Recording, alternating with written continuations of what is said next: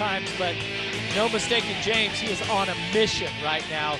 Very fast. Here we go, Moto number 1.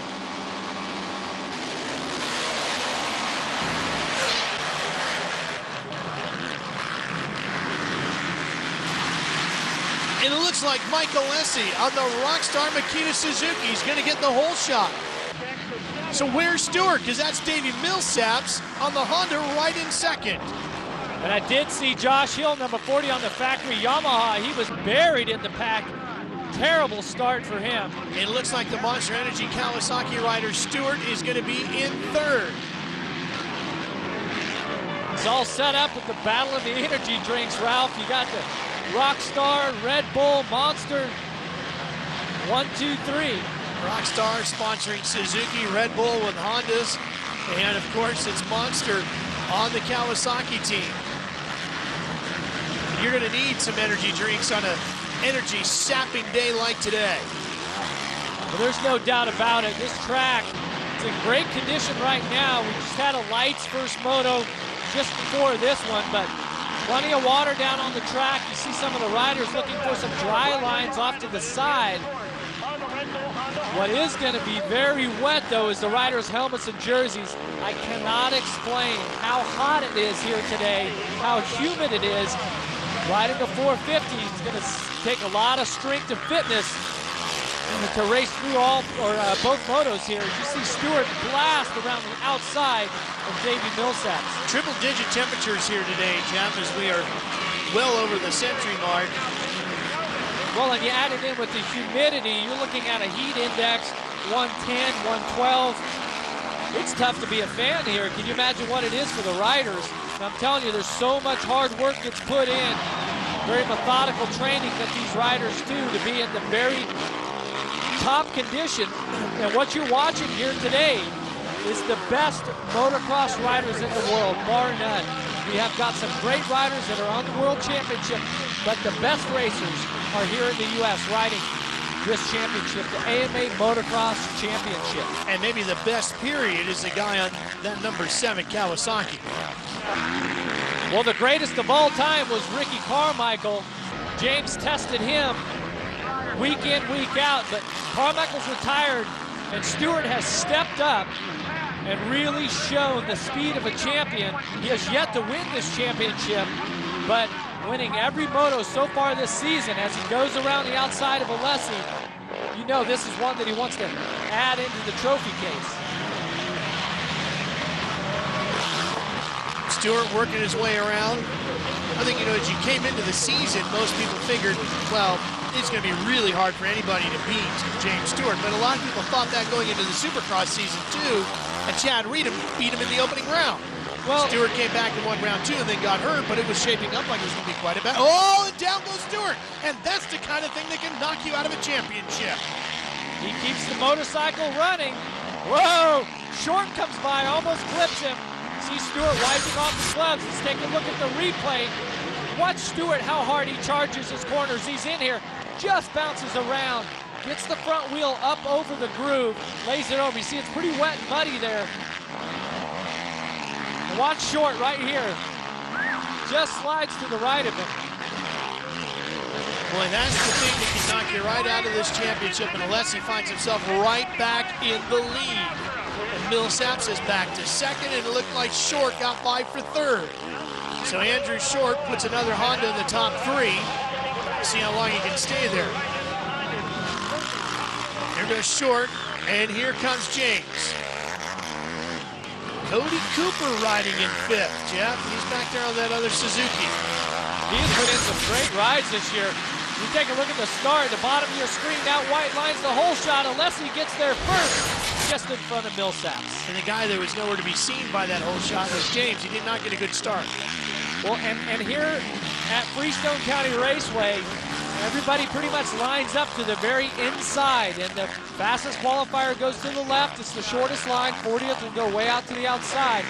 But what's interesting for us and the fans at Freestone is that Stewart had the lead, gave it up, so now we'll see if he can work his way back past the top 3, back up into the lead. He definitely has the speed to do it, but is he pushing too hard today? Is today this moto here at Freestone, is this where he loses his first moto of the year? We're gonna have to wait and see. Well, he's gotten back around Andrew Short. That'll put him up to third. So Stewart, how far can he get? Can he catch Michael Lessie? Stay with us to find out here on Speed. Motorcycle racing is a non-stop adrenaline rush. Stay on top of it all with SpeedTV.com. Get the latest motorcycle racing news, results, and the in-depth commentary you crave. It's online and all in one place. SpeedTV.com, your online motorsports authority. Downtown Dallas, the Big D. And not too far from there is where you find Wortham, Texas, the home of Freestone County Raceway. The battle for second starts to heat up on an extremely hot day. Number 118 at Davey Millsaps in the Red Bull Honda. He knows that closing in behind him is that green Kawasaki, the Monster Energy-backed rider James Stewart. Had the lead, slipped, fell, went back to fourth. Now he's back up to third and closing on second. I tell you, Ralph, you would never know that James Stewart, whoa! Boy, that's big. Well, now especially my comment could be relevant. You would never know that James Stewart had to have complete knee reconstruction earlier in the year. He was about a month ahead of schedule as far as what most orthopedic surgeons would recommend before he was back on the bike, but James has definitely put in the work. The orders of his trainer, Eldon Baker. They got together, put together a program, and it's obvious that combined with James Stewart's desire and determination, that week of work that he put in during his time off, it's paying off. Watch Stewart here, goes around the outside. Nobody tries to double this. Stewart just absolutely airs it out, comes up short, takes a really hard hit. It just soaks it up and rolls with the punches. That's pretty exciting pass because that's the type of stuff that you can't do in a supercross. Only a motocross track can you really let it hang out. He just aired it out into the face of that jump, lands in the mud, pulls the bike back under him. Pretty incredible move. Michael Lessie had to deal with Stewart once already today and came out on the losing end of that skirmish. Let's see what happens here, because you know Stewart's going to catch it. Well, Stewart's on the gas. He just seems to flow through his turns with so much momentum. Michael Lessie, such a gifted motocross rider, has excelled at this as opposed to supercross, where he's had some troubles, but motocross is his forte. And look at Stewart through the sand whoops. Let's see if he tries the same move, Ralph. He's on him again. Not exactly the same move, but he is definitely closing. Up the inside, here comes Stewart. Tries to get around the outside of the next corner. Oh boy, that got close. They come together. Who's got the...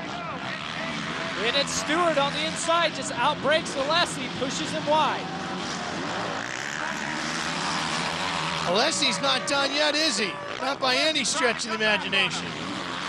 Alessi back to the inside. Let's see if he has some special line. He's going to have a lot of speed, I'll tell you that. Well, and what Mike Alessi can do at this point is tuck in, not necessarily behind Stewart because you have to stay out, but tuck into his momentum and his speed and try to capitalize on that and learn something. But you can see Stewart already 3 bike links, just a couple of short straights. It's slipping away from Mike already. You hear the fans just cheering on number 7. They love seeing him ride. He just puts on a clinic each and every race. Such an exciting rider to watch because it always seems like that he's on the edge. And you just wonder, how can anyone ride that fast? I wonder it. I'm a former racer, and it's just... And you know, he kind of wonders it too. I've talked with him about that, and you know, you ask him about it, and it's kind of a half-joking question of, you know, James, how do you do that? And he'll tell you, I don't know. It's just what I do. And what we're going to do right now is take a quick break. Stay with us. Freestone County Raceway, Wortham, Texas, Moto 1 continuing here in the Lone Star State. Here's James Stewart's teammate, rider out of Florida, Tim Ferry. Had a second last week, Jeff, in Hangtown. Ferry has been very strong this year, as always, but As always, this first moto, he's working his way through the pack. Just outside the top 10 right now, but consistently moving forward, picking off riders. It's kind of been Tim's problem all season long. He didn't get many good starts in the Supercross season either, and it seemed to cost him a lot of positions. And he's trying to catch Jimmy Albertson right now as they battle over 12. Tim showed a lot of speed, especially late into the races. And we thought it quite a few times during the Supercross season, if he had just gotten a better start, he might have won one or two. Well, and I'm sure he gets tired of us talking about it, but week in, week out, he's a good starter. He's just as inconsistent. It makes it tough here. Watch as Ferry comes through the inside, just inside of the track markers. Muscles Albertson out of the way. Just about scraped some bark off that tree, didn't he? Yeah. Yeah, well, at least there was some shade under that tree to cool off the fans and the riders. Check out this battle for 8th. This is Sean Hamlin on the tough Yamaha, who's had a great season so far, coming back from the World Championship that he's been riding last couple of seasons. And Nikita Rockstar Suzuki's Michael Byrne. And Byrne coming back from injury. Byrne coming off of a total knee reconstruction also. These riders pushing hard here at the end of Moto 1.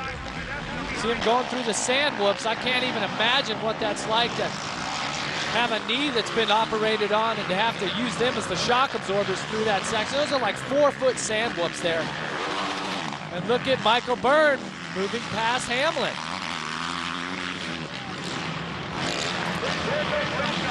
So Hamlin on the Yamaha slips back a spot, making his visit here to Freestone, and Byrne trying to get some momentum. He's going to need some this year, Jeff. Well, he's been just inside of the top 10, and Michael's a good friend of mine. We look at his lap times quite a bit each and every week. The interesting thing is Michael says that he feels that his intensity is down at the beginning of each moto. He didn't have that season of Supercross racing where it's the gate drop, you're just wide open. Although he does feel that his fitness is top shelf right now. So what he needs to work on and what we talk about and what he stresses each week is that I'm trying to increase my lap time. I'm trying to work on my technique to just basically go faster than what I am now. As you take a look at the replay of the pass and how Byrne gets around him, it was actually your fault for bringing him over here to begin with from Australia, isn't it? Yeah, well, you guys should thank me. Byrne's been such a great personality on the sport, hard worker. Suzuki's been extremely happy with what he's given them outside of that injury. You sure have to be pleased with the performance of James Stewart of your Kawasaki so far in the 2008 motocross season. He is undefeated. 4 motos, 4 wins, going for number 5 here right now. And it is just so cool to watch James Stewart ride. He just has a, we were talking earlier about how he goes so fast, and I tell people from my analysis is that inside of his helmet, no matter how fast he goes, he must be seeing the track, the obstacles, everything in slow motion. Okay, because as a rider, that's how it was for me. The slower I seen it, the faster I could go. Worked pretty good for you. You won a title. James looking for his motocross championship this year. James Stewart continues to lead here in Moto number 1, Freestone County Raceway. Tim Ferry has caught Josh Summey. Or Charles. Or Charles, that's right. The Supercross. And Ferry has gotten around him. Charles goes by Josh and Charles. When he had a teammate, Josh Hansen, he changed his name over to Charles for the majority of the Supercross season. We just need to coin a nickname for him. We'll call him Chuck or something, whatever he likes. Although with that mohawk and all that, Summey's a pretty tough-looking dude. You better make sure you come up with the right nickname for him, But soft-spoken. Interesting character on the 24 Joe Gibbs Racing Yamaha. Summey's starting to back up now. It looks like Michael Byrne closing in on him, and Ferry's gone by also. Look how Ferry, this is late in the first moto. Okay, it is 100 degrees. Okay, Michael Byrne has gone by Summey. Tell you one thing you're never going to question, I think it's where you're going with Tim Ferry too, is his endurance and his physical condition. Yeah, and you can tell a rider that late in this first moto, if something's going on, if he's overheating, his conditioning's not there, the legs give out, you're sitting on the seat. No problems from James Stewart either. You talking about the knee surgery that he had this year is a year ago, as the white flag is out for the final lap at Washougal last summer, where he initially injured that knee, the left knee. Thought he was going to be able to come back for Supercross, only made it through 2 rounds, won the round in Phoenix, and then had to go back for more surgery. Yeah, definitely heartbreaking to have the #1 plate in the AMA Supercross Championship and then to give it up, especially to one of your arch rivals, just because you're not at the event. But that time off, when you're a racer, you see other riders out there getting the glory, making the big bucks, the bonuses, all of that just fuels the fire. And James Stewart is taking it out on the competition, because I'm telling you, this man is focused right now on that goal of being AMA Motocross champion. And it's a contract year for James, so it's going to be interesting to see, because everybody wants to see, is the knee better? Is he healthy? Is he 100%? Is he the James of old with the super quick lightning speed? And apparently it's there. And I think that what people are looking for, I know that I'm looking for a new and wiser, smarter James Stewart than what we've seen in the past. I want to see James elevate his level of fitness, his mental training, to where he doesn't have these small mistakes, where he doesn't, have these crashes where he ends up hurting himself. And this only comes with experience and maturity. And I think that what we're seeing this summer, here the first taste has been of a new, improved James Stewart. Be hard to find a faster James, that's for sure. Yeah. Jeff, the crash that he had earlier in this moto, how would you label that? Was that a immature move or just one of those racing deals? Yeah, just one of those racing deals, or he's pushing hard, got the wrong bounce, if you will, coming into that right-hander and lost the front wheel. Just to the untrained eye, it might be hard to tell the difference as James makes his way through the massive sand whoops here in Texas and working his way towards his 5th moto win of the year. 5 for 5 for James Stewart so far in 2008.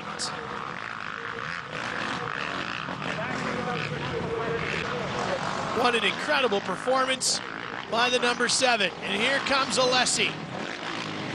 Mike holds on for